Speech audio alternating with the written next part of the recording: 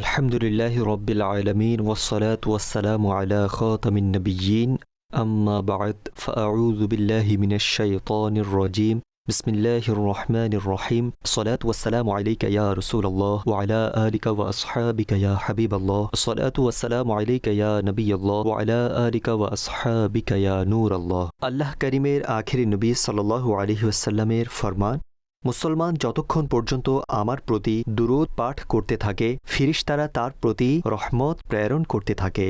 এখন বান্দার ইচ্ছা কম পড়ুক বা বেশি। সল্লু আলাল হাবিব সাল্লাল্লাহু আলা মুহাম্মদ সাল্লাল্লাহু আলাইহি ওয়া আলিহি ওয়াসাল্লাম। মাদানী চ্যানেলের দর্শকবৃন্দ, আজ আমাদের আলোচনার বিষয় হল আত্মীয় স্বজনদের অনুভূতি। আত্মীয় স্বজনের সাথে সদ্ব্যবহার করার নির্দেশ পবিত্র কোরআনে বহুবার দেওয়া হয়েছে। যেমন অন্তত 8টি স্থানে আল্লাহ করিম আত্মীয়দের সাথে সদ্ব্যবহারের কথা বলেছেন।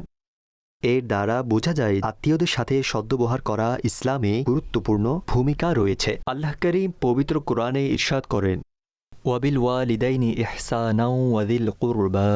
কানজুল ঈমান থেকে অনুবাদ। আর পিতামাতার সাথে সদ্ব্যবহার করো এবং আত্মীয় স্বজনের সাথেও। হাকিমুল উম্মত মুফতি আহমদ ইয়ার খান নাঈমী রহমতুল্লাহি তাআলা আলাইহি লেখেন, কুরবা অর্থ হল নিকটাত্মীয়, অর্থাৎ নিজের নিকটাত্মীয়দের সাথে ইহসান করো। যেহেতু নিকটাত্মীয়তার সম্পর্ক মা বাবার মাধ্যমেই হয় এবং তাদের প্রতি ইহসান মা বাবার তুলনায় কম, এই জন্য তাদের অধিকারও মা বাবার পরে। অন্য একটি স্থানে আল্লাহ করিম ইরশাদ করেন, ওয়াআতি যাল কুরবা হাক্কাহু ওয়াল মিসকিনা ওয়াবনাস সাবিল। কানজুল ঈমান থেকে অনুবাদ। আর আত্মীয়কে তার অধিকার দাও এবং মিসকিন ও মুসাফিরকেও। এই আয়াতে কারিমায় পিতামাতার পর অন্যান্য লোকদের অধিকার বর্ণনা করা হচ্ছে। যেমনটি সবার আগে আত্মীয়দের কথা বলা হয়েছে যে তাদেরকে তাদের অধিকার দাও, অর্থাৎ তাদের সাথে সুসম্পর্ক বজায় রাখো, তাদের সাথে ভালোবাসার সাথে মেশো, তাদের সাথে মেলামেশা রাখো এবং তাদের খোঁজ খবর নিতে থাকুন। আর প্রয়োজনের সময় তাদের সাহায্য করো এবং তাদের সাথে সব স্থানে সদ্ব্যবহারের সাথে সাক্ষাৎ করো।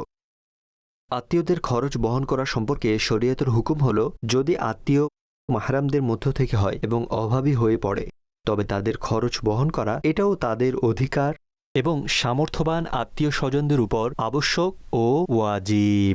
হাদিসে মোবারকার মধ্যেও আত্মীয়দের সাথে সদ্ব্যবহার করার ফজিলত বর্ণিত হয়েছে। কাজেই আমাদের আত্মীয়দের অনুভূতির খেয়াল রেখে তাদের সাথে ভালো ভালো সম্পর্ক রাখা উচিত।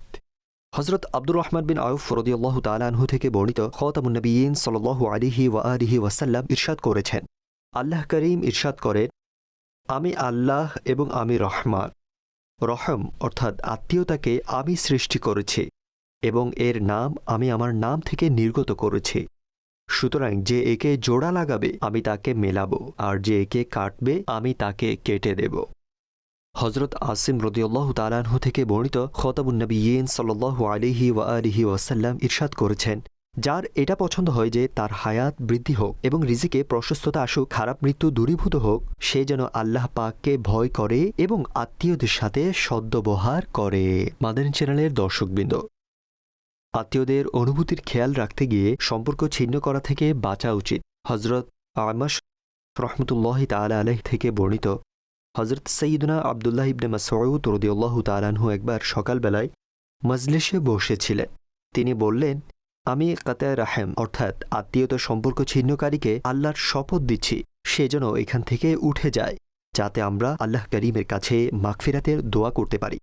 কারণ কাতায় রাহেম অর্থাৎ আত্মীয়তার সম্পর্ক ছিন্নকারীর উপর আসমানের দরজা বন্ধ থাকে, অর্থাৎ যদি সে এখানে উপস্থিত থাকে তবে রহমত নাজিল হবে না এবং আমাদের দোয়া কবুল হবে না।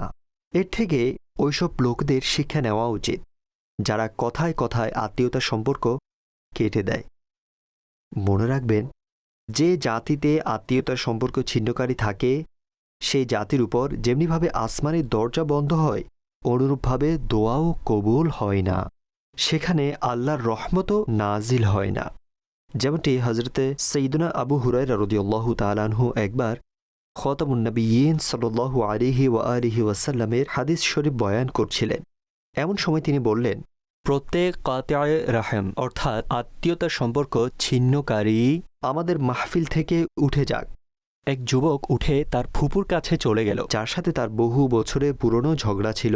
যখন দুজনেই একে অপরের উপর রাজি হয়ে গেল, তখন ওই যুবককে ফুপু বললেন, তুমি গিয়ে এর কারণ জিজ্ঞাসা করো, শেষমেশ এমন কেন হলো, অর্থাৎ হযরত আবু হুরায়রা রাদিয়াল্লাহু তাআলা আনহুর এই ঘোষণার হিকমত কি। যুবক উপস্থিত হয়ে যখন জিজ্ঞাসা করল, তখন হযরত আবু হুরায়রা রাদিয়াল্লাহু তাআলা আনহু বললেন, আমি খাতামুন নবিয়্যিন সাল্লাল্লাহু আলাইহি ওয়া আলিহি ওয়াসাল্লামকে এটা বলতে শুনেছি যে কওমের মধ্যে কাতিআ রাহম অর্থাৎ আত্মীয়তা সম্পর্ক ছিন্নকারী থাকে, সে কওমে আল্লাহর রহমত নাজিল হয় না। মাদানী চ্যানেলের দর্শকবৃন্দ, দেখলেন আপনারা যে আগেকার মুসলমান কত বেশি ক্ষুধাভীতির অধিকারী ছিলেন। ওই ভাগ্যবান ও সৌভাগ্যবান যুবকের অনুভূতি জাগ্রত হল এবং সে ক্ষুধাভীতির কারণে তৎক্ষণাৎ নিজের ফুপুর কাছে গিয়ে মিটমাট করার ব্যবস্থা করে ফেলল। এটা লক্ষ্য করা যে বংশের মধ্যে কার কার সাথে মনোমালিন্য আছে। যখন জানা যাবে, তখন যদি শরঈ কোনো উযর না থাকে, তবে অবিলম্বে নারাজ আত্মীয়দের সাথে সন্ধি ও মিলমিশ করার ব্যবস্থা শুরু করে দিন। যদি মাথা নত করতে হয়, তবে নিঃসন্দেহে আল্লাহর সন্তুষ্টির জন্য নত হয়ে যান। ইনশাআল্লাহুল করিম আপনি সম্মানিত হবেন। ফরমানে মুস্তাফা সাল্লাল্লাহু আলাইহি ওয়া আলিহি ওয়াসাল্লাম, মান তাওয়াদা লিল্লাহ রাফাআহুল্লাহ, অর্থাৎ যে আল্লাহ করিমের জন্য তাওয়াজু অর্থাৎ বিনয় অবলম্বন করে, আল্লাহ করিম তাকে মহান মর্যাদা দান করেন। যদি আত্মীয়রা সম্পর্ক ছিন্ন করে, খারাপ ব্যবহার করে, মূর্খতার আচরণ করে, তবুও আমাদের তাদের অনুভূতির খেয়াল রেখে তাদের সাথে ভালো ব্যবহারই করা উচিত। হযরত আবু হুরায়রা রাদিয়াল্লাহু তাআলা আনহু বর্ণনা করেন যে এক ব্যক্তি আরজ করল, ইয়া রাসূলুল্লাহ সাল্লাল্লাহু আলাইহি ওয়াসাল্লাম, আমার কিছু আত্মীয় আছে, আমি তাদের সাথে সদ্ব্যবহার করি, কিন্তু তারা আমার সাথে সম্পর্ক ছিন্ন করে। আমি তাদের সাথে ভালো ব্যবহার করি, তারা আমার সাথে খারাপ ব্যবহার করে। আমি তাদের সাথে সহনশীলতার সাথে আচরণ করি, অথচ তারা আমার সাথে মূর্খতার আচরণ করে। তখন খাতামুন নবিয়্যিন সাল্লাল্লাহু আলাইহি ওয়া আলিহি ওয়াসাল্লাম ইরশাদ করলেন, যদি তুমি সত্যিই এমনটা করে থাকো যেমনটা তুমি বললে, তবে যেন তুমি তাদের গরম ছাই খাওয়াচ্ছ। আর যতক্ষণ তুমি এমন করতে থাকবে, আল্লাহ করিমের পক্ষ থেকে তাদের মোকাবেলায় তোমার সাথে একজন সাহায্যকারী উপস্থিত থাকবেন। প্রিয় আশিকানে রাসূল, আত্মীয়দের পক্ষ থেকে যদি কোনো দুঃখ পৌঁছায়, তবুও তাদের অনুভূতির খেয়াল রেখে মাফ করে দিন। মুসলমানদের প্রথম খলিফা আমিরুল মুমিনিন হযরতে আবু বকর সিদ্দিক রাদিয়াল্লাহু তাআলা আনহুকে তার খালাতো ভাই, গরিব ও অভাবী এবং মুহাজির ও বদরি সাহাবী হযরত মিসতাহ রাদিয়াল্লাহু তাআলা আনহু, যার খরচ তিনি রাদিয়াল্লাহু তাআলা আনহু বহন করতেন, তার পক্ষ থেকে যখন কষ্ট পৌঁছল, আর তা হলো এই যে তিনি সিদ্দিক আকবর রাদিয়াল্লাহু তাআলা আনহুর প্রিয় কন্যা অর্থাৎ হযরত উম্মুল মুমিনিন হযরতে আয়েশা সিদ্দিকা রাদিয়াল্লাহু তাআলা আনহার প্রতি অপবাদ আরোপকারীদের সাথে সহমত পোষণ করেছিলেন। এই কারণে আবু বকর রাদিয়াল্লাহু তাআলা আনহু খরচ না দেওয়ার শপথ করেছিলেন। এরপর এই বরকতময় আয়াত নাজিল হয়, ওয়ালা ইয়াতালি উলুল ফাদলি মিনকুম ওয়াসসাআতি আন ইউতু উলিল কুরবা ওয়াল মাসাকিন ওয়াল মুহাজিরিন ফি সাবিলিল্লাহ ওয়াল ইয়াফু ওয়াল ইয়াসফাহু আলা তুহিব্বুনা আন ইয়াগফিরাল্লাহু লাকুম ওয়াল্লাহু গফুরুর রহিম। কানজুল ঈমান থেকে অনুবাদ। এবং যেন শপথ না করে তারা যারা তোমাদের মধ্যে মর্যাদাবান এবং সামর্থ্যবান আত্মীয়দের এবং মিসকিনদের এবং আল্লাহর রাস্তায় হিজরতকারীদের দেওয়ার, এবং উচিত যে ক্ষমা করা এবং এড়িয়ে যাওয়া। তোমরা কি এটা পছন্দ করো না যে আল্লাহ করিম তোমাদের ক্ষমা করুন এবং আল্লাহ ক্ষমাশীল মেহেরবান। যখন এই আয়াতে করিমা খাতামুন নবিয়্যিন সাল্লাল্লাহু আলাইহি ওয়া আলিহি ওয়াসাল্লাম পড়লেন, তখন মুসলমানদের প্রথম খলিফা হযরত আবু বকর সিদ্দিক রাদিয়াল্লাহু তাআলা আনহু বললেন, নিশ্চয়ই আমার আকাঙ্ক্ষা যে আল্লাহ করিম আমাকে ক্ষমা করুন এবং আমি মিসতাহ রাদিয়াল্লাহু তাআলা আনহুর সাথে যে আচরণ করতাম সেটা কখনো মওকুফ অর্থাৎ বন্ধ করব না। সুতরাং তিনি রাদিয়াল্লাহু তাআলা আনহু এই আর্থিক সাহায্য অব্যাহত রাখা শুরু করলেন। প্রিয় আশিকানে রাসূল, এই আয়াতে কারিমা থেকে জানা গেল, যে ব্যক্তি কোনো কাজের ক্ষেত্রে শপথ করে তারপর জানা যায় যে সেটার করাটাই উত্তম, তো উচিত যে সেই কাজটা করা এবং কসমের কাফফারা দেয়া। সহিহ হাদিসে এটাই বর্ণিত রয়েছে। আরও বলেন, এই আয়াত থেকে মুসলমানদের প্রথম খলিফা হযরত আবু বকর সিদ্দিক রাদিয়াল্লাহু তাআলা আনহুর ফজিলত প্রমাণিত হল। এতে ওনার মহান শান ও মহিমা অর্থাৎ মর্যাদার মহানতা প্রকাশ পায়। আল্লাহ পাক ওনাকে কোরআনের আয়াতে উলুল ফদল অর্থাৎ মর্যাদাবান বলে সম্বোধন করেছেন। মাদানী চ্যানেলের দর্শকবৃন্দ, যখনই আল্লাহ করিম আপনাকে সদকা দেওয়ার তৌফিক দান করেন তো সবার আগে নিজের প্রিয়জন এবং আত্মীয় স্বজনদের অনুভবের সাথে এদের জন্য সদকা করুন, কেননা এতে দ্বিগুণ প্রতিদান, ডাবল সওয়াব আছে এবং এই সদকার উপর তাদের হক অধিক। আরবির প্রসিদ্ধ প্রবাদ আছে, আল হাক্কু লিল করিব সুম্মা লিল বাঈদ, অর্থাৎ আগে কাছের জনের হক, তারপর দূরের জনের।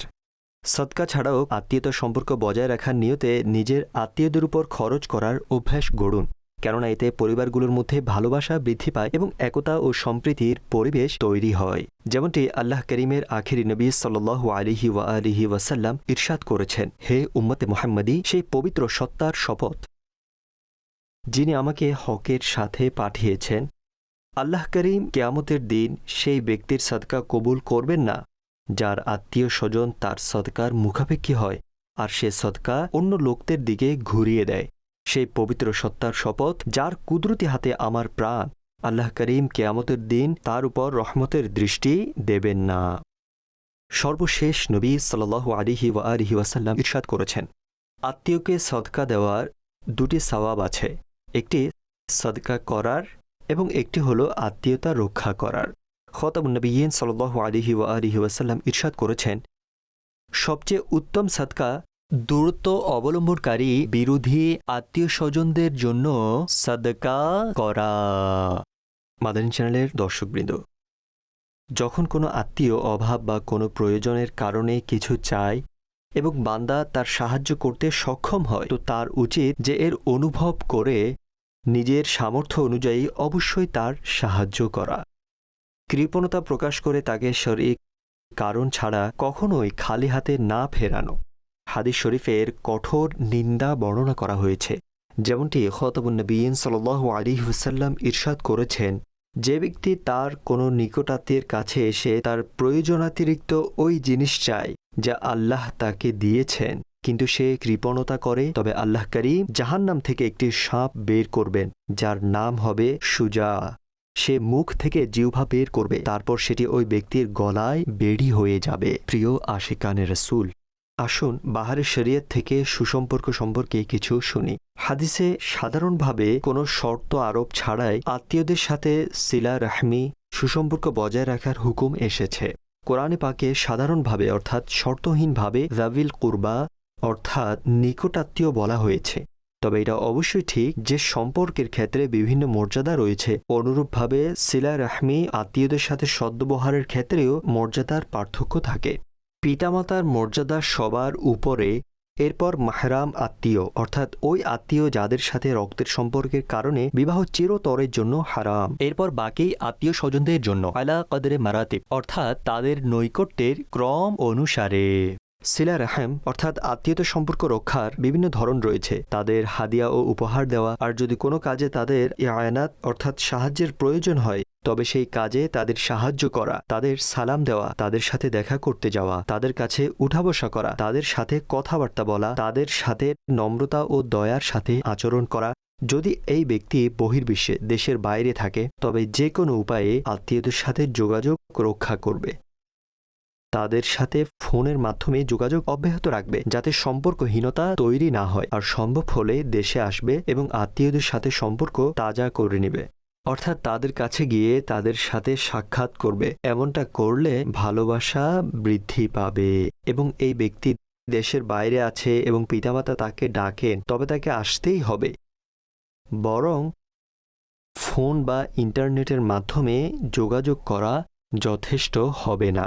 অনুরূপভাবে যদি পিতামাতার সেবার প্রয়োজন হয় তবে আসবে এবং তাদের সেবা করবে। বাবার পরে দাদা এবং বড় ভাইয়ের মর্যাদা, কারণ বড় ভাই বাবার সমতুল্য, বড় বোন এবং খালা মায়ের স্থানে আছেন। কিছু আলিম চাচাকে বাবার মতো বলেছেন এবং হাদিসে আছে আম্মুর রজুলি সিনহু আবিহি, অর্থাৎ মানুষের চাচা তার বাবার মতো। এ থেকেও এটাই বোঝা যায়, এই ফলাফল দাঁড়ায় আত্মীয়দের সাথে বিরতি দিয়ে দেখা করবে, একদিন যাবে তো পরের দিন যাবে না, এই অনুমানের উপর ভিত্তি করে।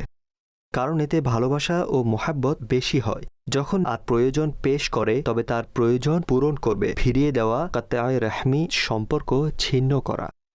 আত্মীয়তার সম্পর্ক রক্ষা করা ওয়াজিব। সম্পর্ক ছিন্ন করা জাহান্নামে নিয়ে যাওয়ার মতো কাজ। আর প্রয়োজন যদি সে পেশ করে, কোনো আবদার করে থাকে, কোনো টাকার দাবি করে থাকে, তাহলে এটা তখন সম্পর্কচ্ছেদ বলা হবে যখন আপনি তা দিতে সক্ষম, আপনার সামর্থ্য আছে, কিন্তু তা সত্ত্বেও আপনি করলেন না। সিলা রাহমি অর্থাৎ আত্মীয়দের সাথে ভালো ব্যবহার করা, এটা নয় যে সে ভালো ব্যবহার করলে আমরাও করব। আসলে এটা তো মূলত বিনিময় বা অদল বদল করা হলো। সে তোমার কাছে কিছু পাঠালো, তুমিও তার কাছে পাঠালে। সে তোমার এখানে এলো, তাই তুমি তার কাছে গেলে। আসলে আত্মীয়তার সম্পর্ক রক্ষার অর্থ হলো সে সম্পর্ক কাটবে আর তুমি জোড়া লাগাবে। সে তোমার থেকে আলাদা হতে চায়, সে বেএতেনাই অর্থাৎ অবহেলা করে, আর তুমি তার সাথে আত্মীয়তার হকের প্রতি মুরাআত অর্থাৎ লক্ষ্য ও যত্ন রাখবে। মহান আল্লাহর কাছে দোয়া করি, আল্লাহ পাক আমাদের আত্মীয়দের সাথে সদ্ব্যবহার করার তৌফিক দান করুন। আমিন। বিজাহি খাতামিন নবিয়্যিন সাল্লাল্লাহু আলাইহি ওয়া আলিহি ওয়াসাল্লাম।